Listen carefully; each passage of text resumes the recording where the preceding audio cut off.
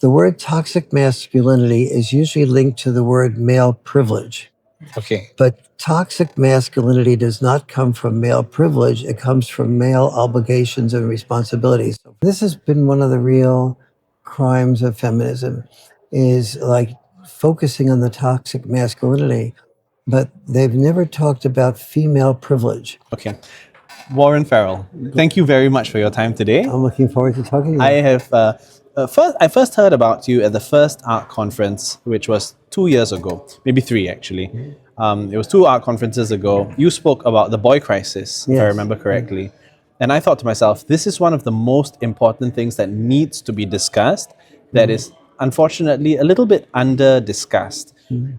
There has been a lot of focus, and rightfully so, on the feminist narrative, women's empowerment, how are our girls doing. But I think in the process of that, we might have forgotten a little bit about the young men. Yes. And I'm glad that a lot of your life's work has revolved around bringing recognition to this equal group of human beings, and addressing some of the issues that perhaps have been buried because they've been told to be strong, they've been told to suppress, maybe not pay too much attention to it.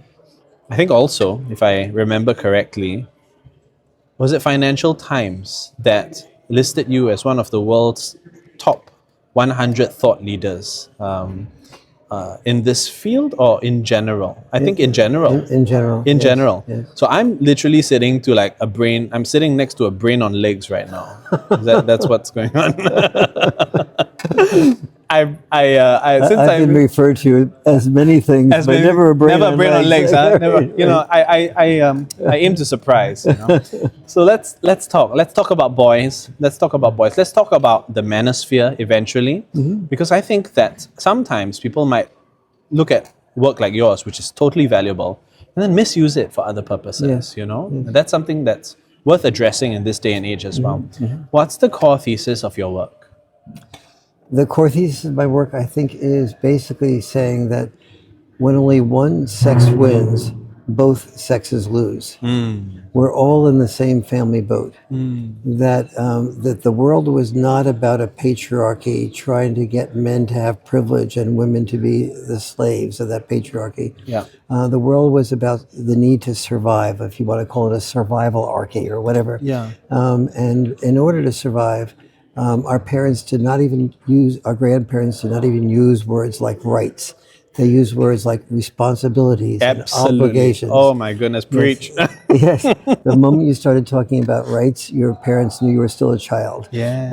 In those years. Very good. And so so both sexes had a job to do.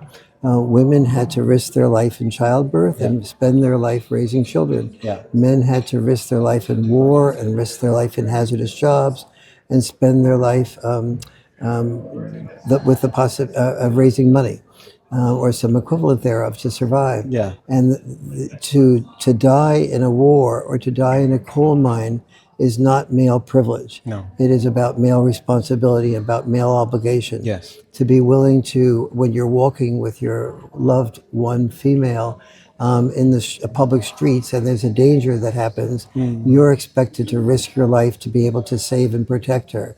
That's not male privilege. It's female privilege to be able to be protected by that unpaid bodyguard. Sure, absolutely. And so my background was that I was on the board of directors of the National Organization for Women in New York City. Oh. I spoke all around the world as, I guess, probably the world's leading male feminist, if you will. No way. Yes. Which years were these? This was 1922. No, I'm just joking. 1973, 1974, 1975. Wow. In that area. Okay. And, yeah, that was the second wave of feminism, actually, right? That's right. Yes. That was like workplace participation. Suffrage had been won already at that point. Yes. Wow, very good. Wow. Yes. Okay. Yes. And so the understanding that I had at that time was that that women were oppressed and that men were the oppressors, and there was a patriarchy that that benefited men at the expense of women. But then, as I started to speak around the world, I remember being in Japan, and a Japanese teacher came up to me and said, "I very much appreciate about what you said about women, but in my classroom, boys are having the biggest problems. And I heard the same story in Australia and then in Canada. And so I began to start looking at what was happening with boys. And I was finding that boys who did not have fathers, that they had biological fathers, but they were dad deprived of the involvement of their fathers. That those boys were dropping out of high school, were committing suicide, were experiencing deaths of despair. Yeah. And I said, this needs to be paid attention to too, because if a young man commits suicide, the parents, male and female, are going to be devastated. Brothers and sisters will be devastated. Yeah. And the children, if he's a father, the children will be wondering whether they're prone to suicide. That everybody is affected when somebody is negatively impacted like that. Yeah. And so we have to all care for each other. This is not about women have to win and men have to be repressed. Yeah. It is about both sexes understanding each other. So that would be the core thesis of the Boy Crisis book. I suppose to contextualize this for Singapore, one of the things that may be worth considering is that in Singapore, we've pretty much, and I know all the feminists are going to hate me for saying this, but we've made huge strides in eliminating meaningful differences between men and women. Naturally, things like the gender pay gap will still exist, but they are attributable to work choices rather than unequal pay. Yes. Some may not agree, but I'll just say, look at the statistics, But, in an egalitarian society like Singapore's, where we've more or less actualized the normalization between the sexes, what are some of the things that might be kind of flying under the radar, perhaps with regard to the needs of men?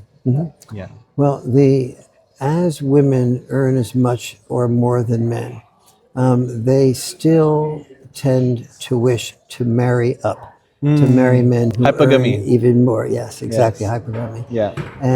And that's a problem. That's creating a new set of problems.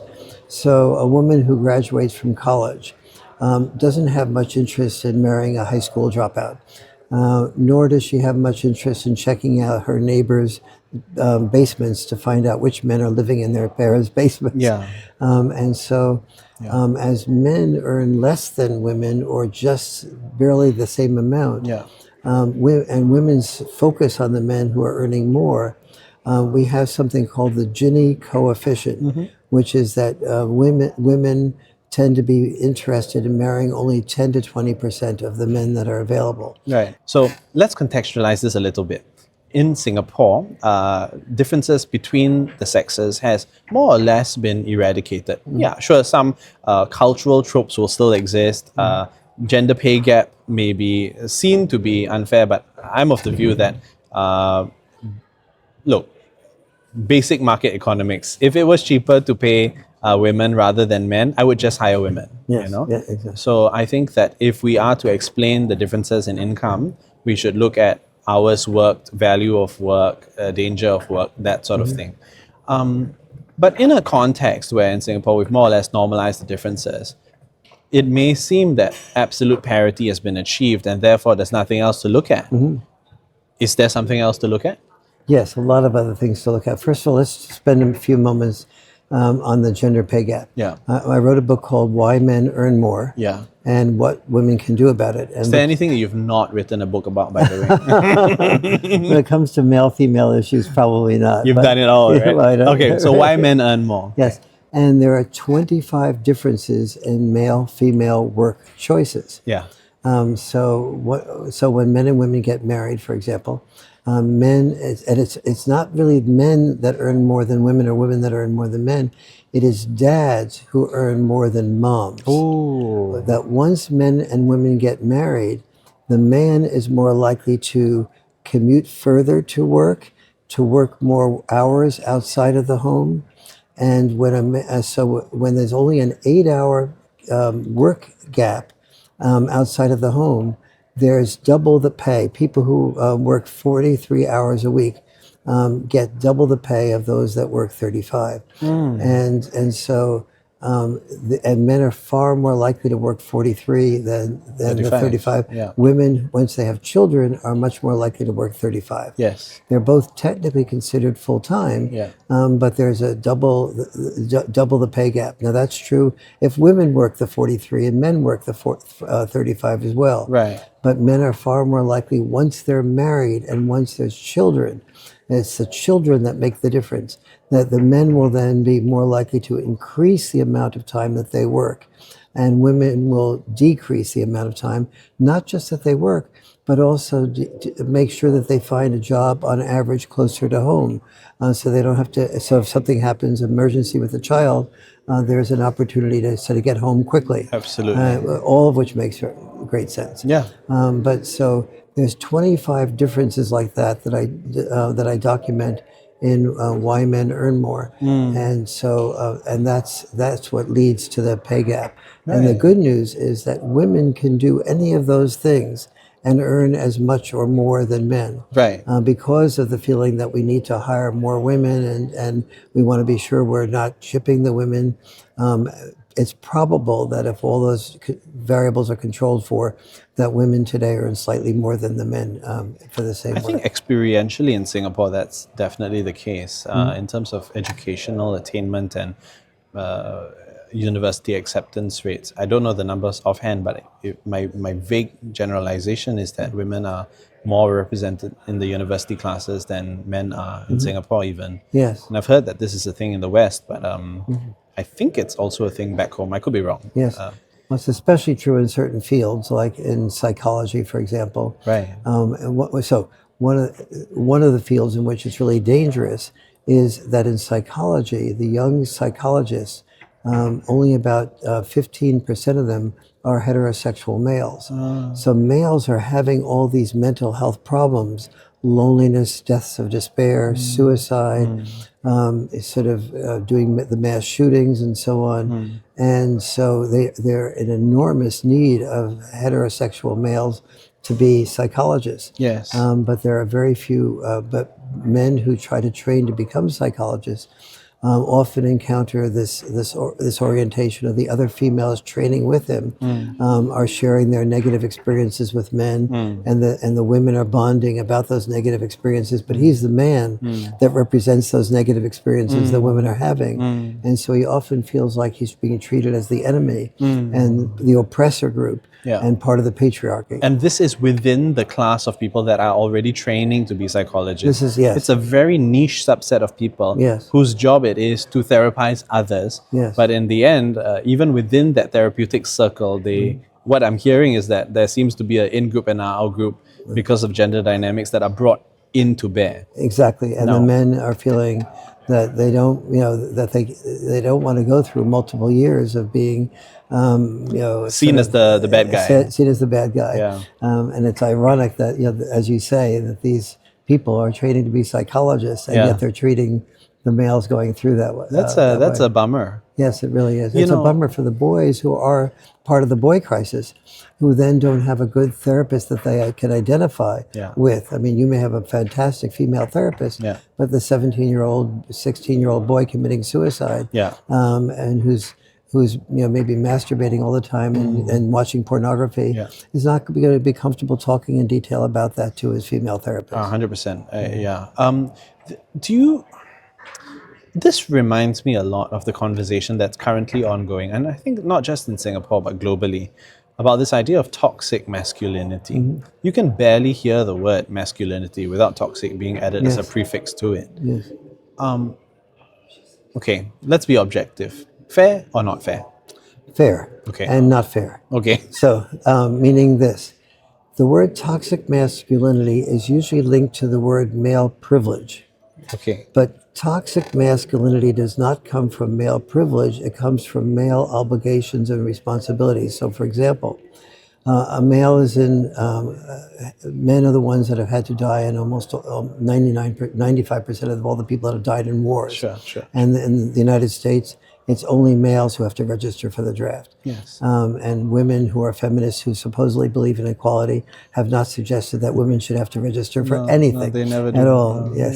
So, In Singapore, it's somewhat the same. same way. Although I must admit that I'm quite refreshed whenever I see our women's platoon in Singapore. Yes. It's a handful of ladies, but I respect the effort, you know? Yeah, I mean, the thing is that the women have the choice of entering into the armed service, Yes, yeah. but they don't have the obligation at 18 There to you go, do that, yeah. or lose their license, or lose their job, or never be able to work for the federal government. In Singapore, you get jailed. There we go. So I served mandatory 2 years in the military, Uh-huh. and my colleagues in school and all of that happily went off to university. I mean, of course, very happy for them, but it's a model that tends to breed many other things, I reckon, as well, because you're introducing an age gap between the sexes. You're causing marriage to be delayed as a result, because people have to go to the army and then have to go through university, and so there are all these losses of time along the way. Yeah, and I never realized that it was actually quite related to gender dynamics as well. Yeah, so here's the relationship between toxic masculinity and male privilege or male obligation. Okay. So, let's say the man is in a boot camp, which is the training to be the soldier, the first stage of training, and the sergeant is making some comments, and one of his comments is anti-Semitic. Okay. And somebody that's being trained raises his hand and says, "Excuse me, sir, but I'm Jewish," and that felt very anti-Semitic to me. What's the reaction of the sergeant going to be? Suck it up. It's going to be some version of "suck it up," like, "Isn't that sweet? Yes. This little boy is Condescension. Jewish. Yes. Why doesn't he do 20 push-ups? Right. Let's see if a Jew can do push-ups." Right, Something right. like along those lines. Right. And so, why is he doing that? He's doing that because he's training these men to be disposable. Yeah. And he's training a war machine. Yeah. And training a war machine means that a squeaky wheel is not good for the war machine. So your job is to prepare yourself to die. If you're preparing yourself to die, then you're going to have to repress your feelings, not express your feelings. Well, if you repress your feelings, that's toxic masculinity. Wow. But that does not come from male privilege. It comes from male disposability and obligation and responsibility. Right. That's twisted. It's twisted in a sense that our virtues seem to be weaponized against us because the system requires something of humans, a certain form of behavioral strictures, I suppose, or standards. And then it's out of necessity, but that necessity is then taken to be toxic or unbecoming. Yes, and this has been one of the real crimes of feminism, is like focusing on the toxic masculinity, but they've never talked about female privilege. And the female privilege of not having to register for the draft, the female privilege of never being trained to take risks of rejection sexually with their males, just expecting the males to take those risks of rejection sexually. And then when they take them, being able to say no, and then saying things like, well, what is there about no that you don't understand? Well, here's what there is about no that men don't understand. Does no mean no just for that, me holding your hand? Does no mean, and if it does mean no for just for holding the hand, could that possibly change? Should I just, the second I reach over to hold your hand, maybe you're just not ready for it yet. Maybe I did it too soon, and you want a little bit more time. So if maybe you're saying no for just a while until you get to know me more, when do I try again?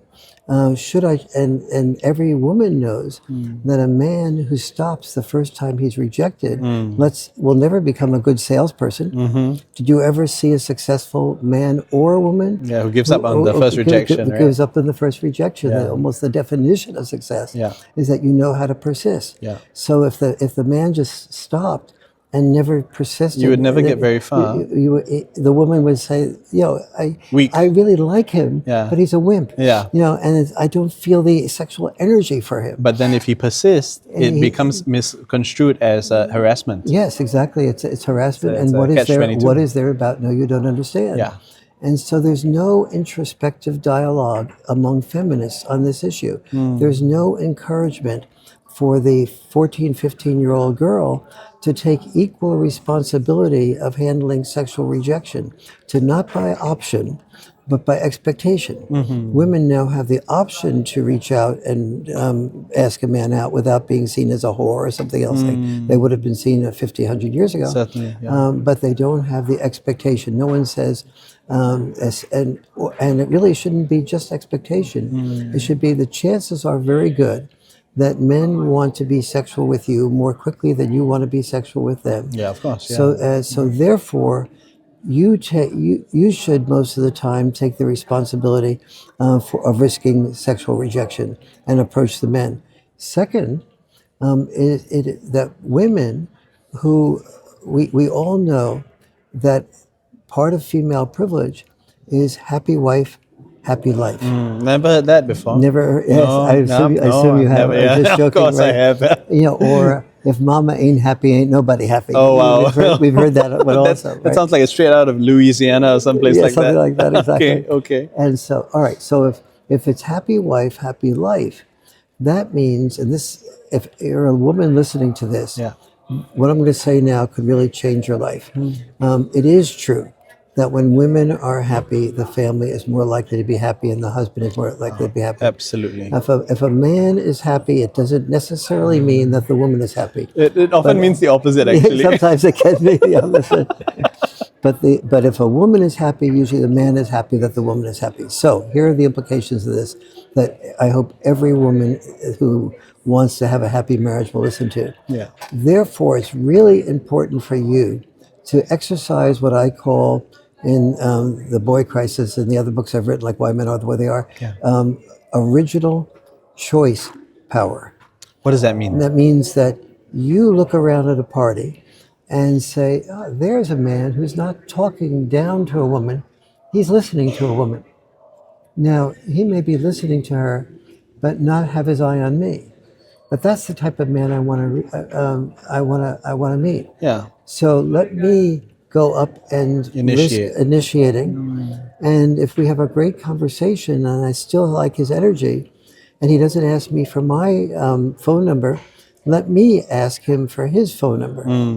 And then let me call him and ask him out. And because I asked him out, I'll pay. And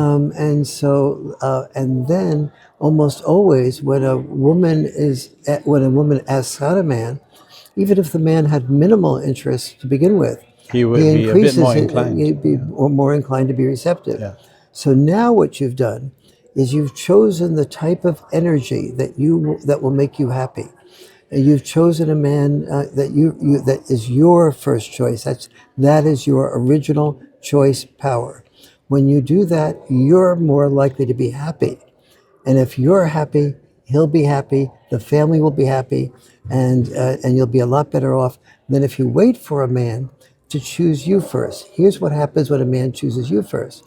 Men who are good at choosing a woman first will choose you first, have sex with you, and then go on, and they're able to handle rejection easily, so they'll go on and choose other women. Yeah. And you'll feel rejected by the men you feel attracted to. And he came on to you, he paid for dinner, he was really nice, we had sex, and then I never heard from him again. Yeah. And because the type of man who takes initiatives is usually able to handle rejection more easily and therefore do it with multiple women, and therefore you're more likely to see him, have sex with him, and then lose him. That's the thing about bad boys and getting all the girls, right? Yes, exactly. And the I Lonely Hearts Club. want the women listening to this to really hear this, replay what I just shared, read about it in Why Men Are the Way They Are, and also in The Boy Crisis. Yeah. Because with The Boy Crisis, the framework is to teach your son this and your daughter this, because it will lead to happier marriages. You've just given me 3 pretty solid examples of inverting expectations when it comes to what male privilege entails. Yes. And also how male responsibility and duty unfortunately get kind of like twisted and weaponized against men themselves. Yes. Can I ask for one more, please? Because these 3 examples were like fascinating. You Oh, know, very I'd good. love another if you don't mind. Let's see. I was talking about the female privileges when a woman is beautiful. My assistant at the time was a law student, and she was beautiful. Yeah. And as she read about that, she said, "Oh, wow, that's interesting. Every day I buy a Coke, but the person who gives me the Coke gives me a free piece of pizza." Yeah. It's called And pretty privilege. Is pretty that? privilege, There you yes, go. yes. There you go. And he's been doing this for a year now. Get the hint, girl. Yeah, yeah. Well, but she just was taking that as a nice gesture on his Right. part. Right. But of course, he was hoping and praying Yeah. that she'd take some interest in him. How many pieces of pizza did the employer lose? That's what I'm Yes. interested in. And then a really beautiful woman is very likely to be asked out by a man who's a multimillionaire and given free tickets to a play. Yeah. Or asked if, would you come to some phenomenal place like the Bahamas or Singapore with me and spend a few days. Yeah. And of course, the expectation is that there's something that will happen now. Yes, something will happen there. Yes, you can have a separate room and stuff like that. Right. Well, if you are not beautiful, those offers are not going to come to you very often. Yeah, But sure. the more beautiful you are, the more a man will pay for you. Yeah. And so part of female privilege is being is what I would call genetic celebrity power. Ooh. That the woman, the more beautiful she is, the more she's treated like a celebrity because of her genes. Now, if a man was good looking and walking on a college campus, and he was a little bit short, let's say, nobody would be coming up to him and offering him free dinner. Yeah. But if in order for him to be come up to like that, he'd have to be maybe Robert Redford or Paul Newman or something Right. like that. Yeah. He wouldn't be a genetic celebrity. He would be an earned celebrity. Sure. But women can have genetic celebrity power just by being beautiful. Right. So this is an example of female privilege. Yes. How does and also correspondingly, if we were to flip the tables, males don't get the same privileges as well. Absolutely. So one yes. of the core theses seems to be that we ought to examine these ideas around male privilege because there's plenty of female privilege too. Can you give me another example of female privilege? Yeah, sure. Every time a man and woman are walking together, he is basically her unpaid bodyguard. Yeah. So if somebody comes up to her to try to steal her purse, Yeah. He is likely to risk being hit or hurt by trying to get that purse back and grab it back. Yeah. And oftentimes he'll walk between on the outside near the street. So that behavior started in the old days when there used to be a lot of mud on the streets and there wasn't paved streets. Yeah. And the coat thing, right? carriages would come by Yeah. and splash dirt Yeah. and mud over So somebody. guys walk on the side of the the guys street. would handle the dirt and the mud being splashed at them. And That's how I was raised. Yes, My yes. mom taught me that. Or if there's a noise in the house and it's 3 a.m, the chances are fairly good that it's not going to be the wife that will say, "Oh, I'll go down and check out to see if there's a burglar." Yeah. The chances are it's going to be you. Those are all examples of female privilege. Right. In fact, I heard something the other day where if there's a creak in the house at 3 a.m., the guys are biologically hardwired to sense that more than the girls are. And so it's guys that are threat alert. Yes. And eventually have to put themselves in the lines of danger. Now, of course, the point of this conversation is not so much a one-upping in terms of privilege or lack of privilege. I suppose one of the learning lessons here is that it goes both ways. And we ought to recognize that it goes both ways if we're going to have a fair conversation around the idea of privilege or lack thereof or equal treatment of both sexes. Yes. Can you tell me a little bit more? Because the conversation around masculinity, apart from being toxic, has, I think, taken a new evolution of late. And there have been Netflix documentaries about what is called the Manosphere. Of course, I don't think they've got the best ambassadors for masculinity on these. I'd rather watch you, man. You're like a real man. So I think, tell me about the Manosphere. What is it a response to? Where has it gone wrong? And how should people process it? Yes. The easiest way to understand the manosphere is to start with the sentence, anger is vulnerability's mask. Say that again. Anger. Anger is vulnerability's mask. Right. Okay. Yes. Okay. And so the men who have joined the manosphere are usually men who have who are very much addicted to beautiful women, but they don't feel their experience is that they are not attracting those beautiful women to whom they are addicted. And so they feel angry about that. But they want to be with women, oftentimes more beautiful than they can earn their way to. And so they've lost so many times, and they feel so rejected that they don't want to handle any more rejection.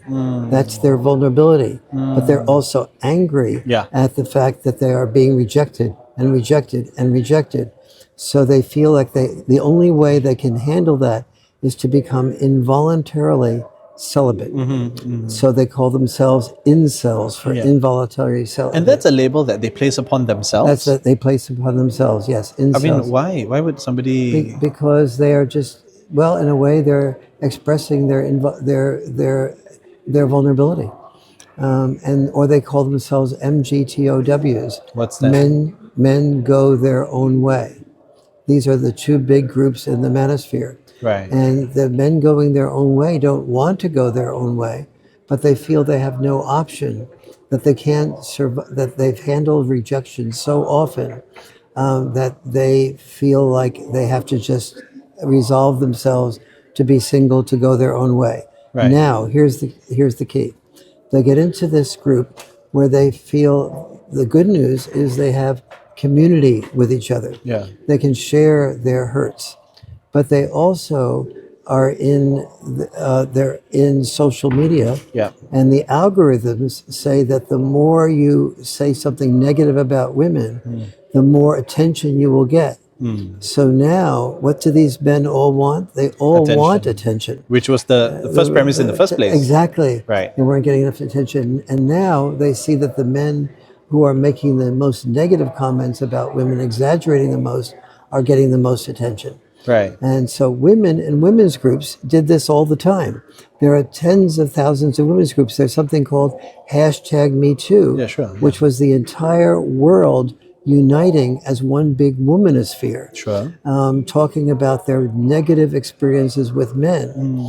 Instead of calling it misandry, we called it sisterhood is powerful, or and women started to get a feeling that all of us here in this group have had these negative experiences about men. Yeah. Now, was this a good thing? Yes, it was a good thing. It's good for women to be able to speak up about what hurts them. Yeah. My wife had an experience, my sister had an experience. I'm glad they felt more permission to do that. But there was one huge mistake with #MeToo. It was a monologue. It should have been a dialogue. Women in the #MeToo were talking about their experience of powerlessness Yeah. and their experience of male power. No one spoke about, the males did not have a chance to speak about their experience of powerlessness and their experience of female power. How women were rejecting them, how women were expecting to be paid for, how women were expecting to be taken places, how women were only focused on men that could pay for them, and so on. How women, they could join the military if they wanted to, but they didn't have to. It's not compulsory. Or the ultimate example of female privilege, which is that that women live longer than men in 14 out of the 15 causes of death, and yet in the United States there are 8 federal offices of women's health, and 0 federal offices of men's health, even though men die sooner. That's the ultimate female privilege, and men might have had a chance to talk about that if there was #MeToo for men. They may have had a chance to say, why do we have to register for the draft and women don't have to? Why is it that that when we're in a marriage, that it's happy wife, happy life, and not happy husband, happy life? So nothing like this came up. So men's propensity to repress our feelings was only exaggerated by the fact that there was a hashtag Me Too for women, but none for men, and that when men did say something, well, we have our problems too, they were told that they were mansplaining, Yeah. and they were looked down upon. And if you were interested in a woman and you started talking about some of the disadvantages you had as a man, that was pretty much the end of the sexual relationship or the romantic relationship or any expectations. The woman would like roll her eyes Yeah. and look at you. Or maybe there were some women who wouldn't do that, that would really hear you, but you didn't want to take the risk of saying that Yeah. because most of the time that wouldn't The be that social way. precedence has already been set. And Exactly. so we're all playing our roles. One of the things that might encourage you is latest development in Singapore is that men have begun to gather together different groups. Some are stay-at-home dads. Some are, I suppose, men who have been maybe falsely accused of, because there's been quite a few cases of Yes. false accusation in Singapore, sexual related. Yes. And they've banded together and started something called not Me Too, but Men Too. Yes. And they just Yes. added an N into Yes. there, you know? Yes. Do you think that this is going to be seen contemptuously? What is the healthy way to approach something like this in order for us to really achieve genuine, caring gender parity? This is no. I have started 300 men's groups, Okay. and so one of the most important things for men to do is to get together and to share their feelings and to see that they're not the only one. False accusations are very common, yeah, and they're very tricky. So, for example, if a man and woman are having are drunk at a party and they end up having sex together. In the United States, the woman is allowed to say the following morning, and the woman Took realizes, advantage of me, not consensual. yeah, exactly. But and the response is usually not, oh, wait a minute, you were both drunk, Yeah. and you had sex together. Yeah. But the false accusation usually comes in when the female realizes, oh, I have another boyfriend. Morning regret or something like that. Yes, and so the only way she can justify if it gets out that she's had sex is to say, well, we were both drunk and he took advantage of me, that type of thing. Yeah. And then it's called date rape. Yeah. And then in the United States, President Obama sent a letter around to all the colleges saying that we need to believe women, but or there'll be a cutting off of federal aid to colleges. So the colleges started to minimize or eliminate due process for the male that was accused. Well, we don't want to put the female under more duress, so therefore the male cannot have a lawyer to cross-examine the female about what happened. Because of the risk of re-traumatizing, or Exactly. The isn't risk that of like a bastardization of justice, though? It's a total bastardization of justice because there's nothing more fundamental to justice than due process. Yes. And the core of due process is being able to cross-examine the Wasn't person. Obama like a legal professor or something like that? He did have a background in law, yes, Did exactly. not, then should not he have been Yes, the number one guy? But the strongest support system that he had were feminists. Yeah. And so That was his political base. That's his political base. Right, exactly. there you go. Wow, man, that's And so sad. So therefore, there's an enormous number of men who have had experiences like this. Yeah. And it's very important for them to be able to get together to share those experiences so that they don't feel so alone, lonely, and because when men get alone and lonely, they start resorting to things like pornography or video games Yeah. or depression, or they do things like contemplate suicide. Yeah. One of the things that's very poorly discussed and maybe not insufficiently discussed is something that many people are ashamed of. And when I say many people, I mean pastors to politicians, pundits to Puritans, pornography, masturbation. Very natural feeling human impulses. In this age, I think there's been an effort to really normalize these things. But at the same time, I must admit and quip perhaps, you don't have to normalize something that's normal. And so I'm wondering, from your perspective, what's the best way to deal with this to unaddict a generation that's been given dopamine releasing drugs for free on the internet? Yes. Like, how do we solve this? Is there a solution even? Well, first of all, to understand that yes, masturbating is normal, and a certain amount of it is probably healthy in the sense that you might want to go out and seek out a woman if you're very horny and Yeah. just be too aggressive with the woman for her sake and your sake. Yeah.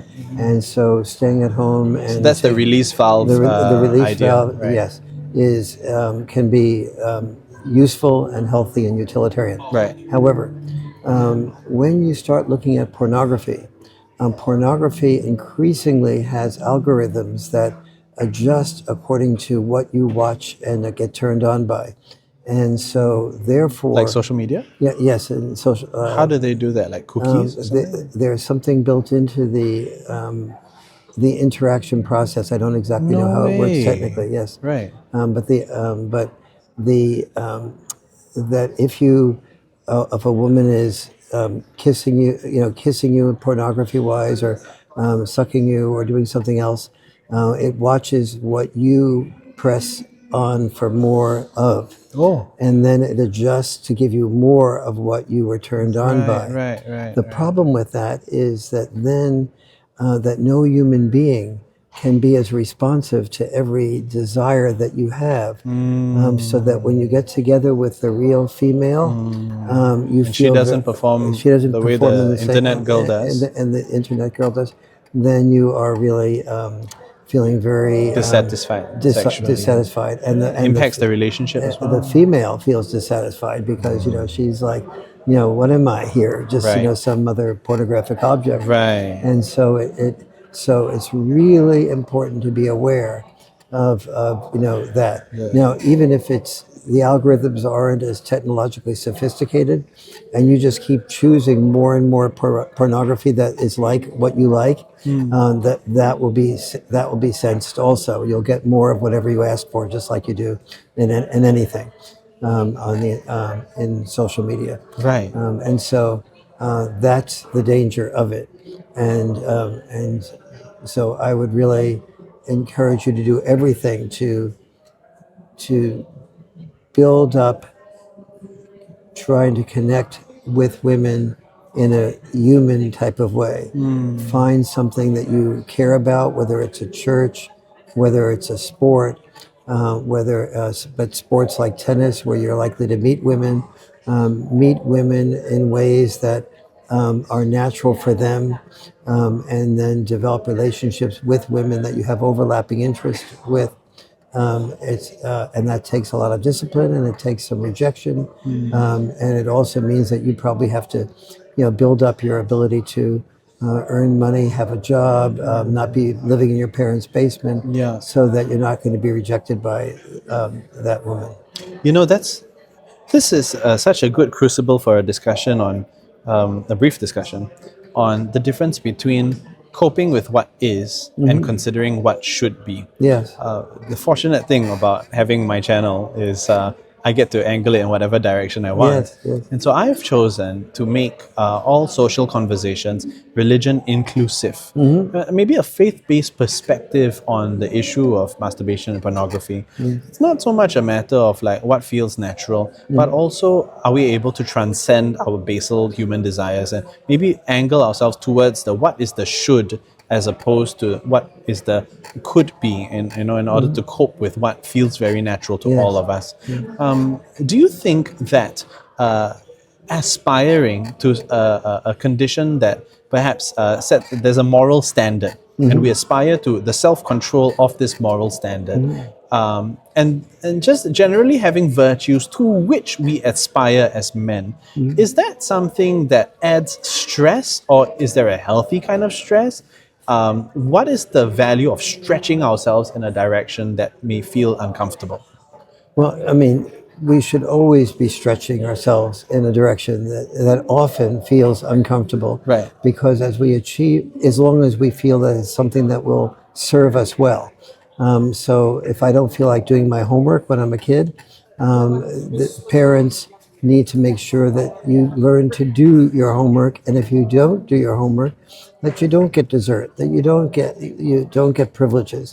And so that you develop the postponed gratification that is necessary for success. Yeah.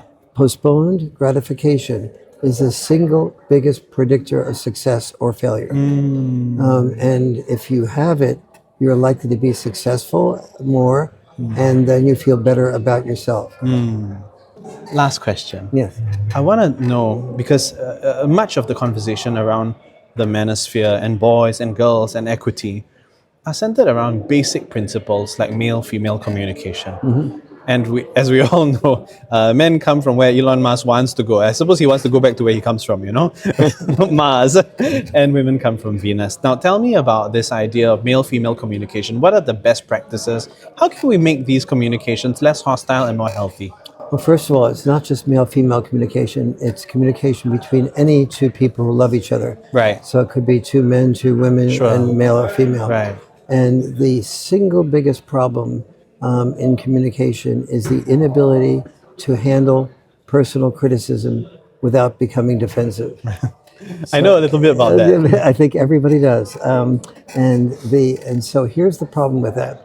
So if you don't have the ability to handle personal criticism without being defensive, both people feel like they're always walking on eggshells. Yeah.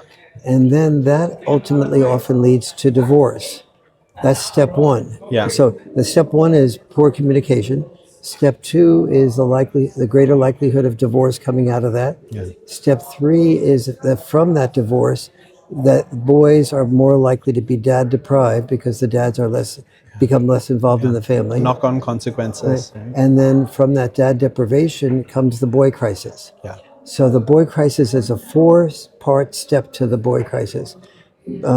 The inability to handle personal criticism without becoming defensive, that breaking up the marriage leading to divorces. Number 3 is dad deprivation. Fatherlessness. Number 4 is the boy crisis. And all that entails there. Yes. So you've gone basically upstream and said, let's talk to each other properly. Let's not be defensive. And it's not just a matter of teaching people how not to be defensive. Biologically speaking, when we heard criticism, it was a potential enemy. Yeah. So biologically, we learned to kill the enemy before the enemy killed us. Right. So biologically, being defensive was biologically functional for survival. It's just dysfunctional for love. Man, if there was a microphone, I'd give it to you so you could drop it right now. That was good. That was good. And so here's the next step on that. Yes. So therefore, people have said, oh, well, then let's do things like active listening.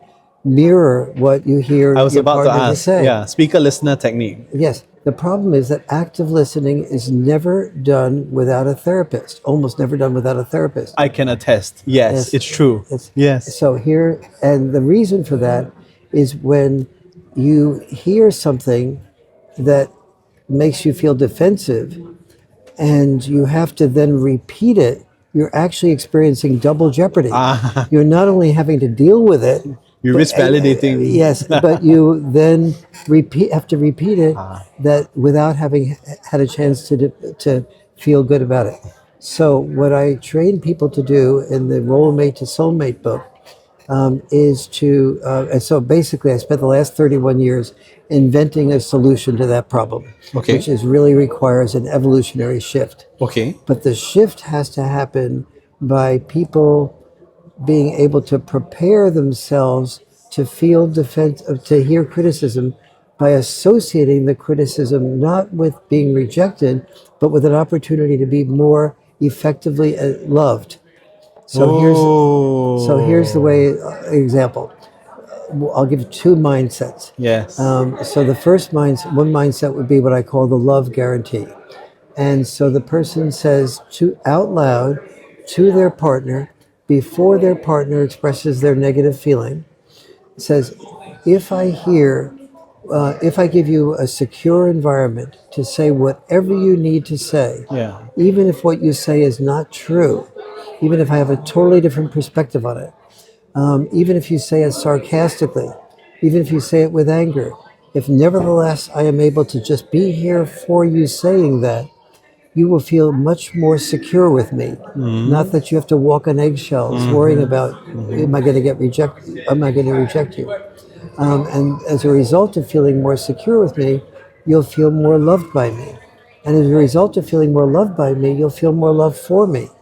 So therefore, me creating this safe environment for you to say whatever It's you a want, virtuous loop. I can begin to associate that with an opportunity to be loved. Yeah, right. The other thing I have people do, every couple do, is to sit back to back and to fill out and to answer this question. Okay. If your partner is about to be killed, let's say in an auto accident or drown, and but you knew that you had a 50% chance of, a 100% chance of saving their life, but a 50% chance of dying in the process, and there were no children involved, would you take that 50% chance of dying in the process to save your, if you knew you had a 100% chance of saving your partner?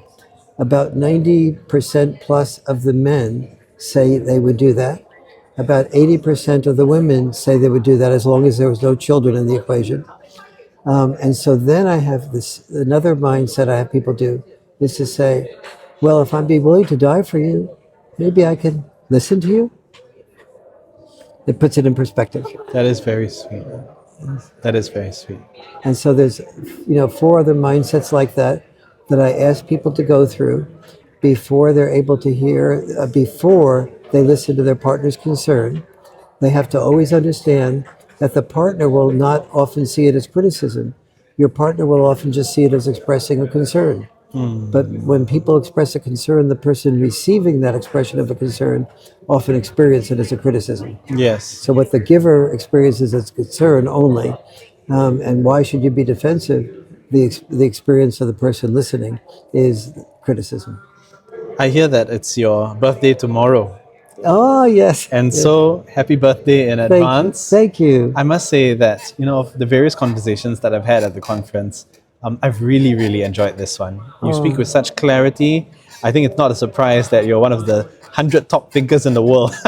Thank you very much. I hope that we get to do this again sometime, maybe at another art conference. That would be wonderful. I'm sure I'll be at the next art conference. Warren Farrell. It's really a pleasure. No, likewise. Thank you very much. Sure, very welcome.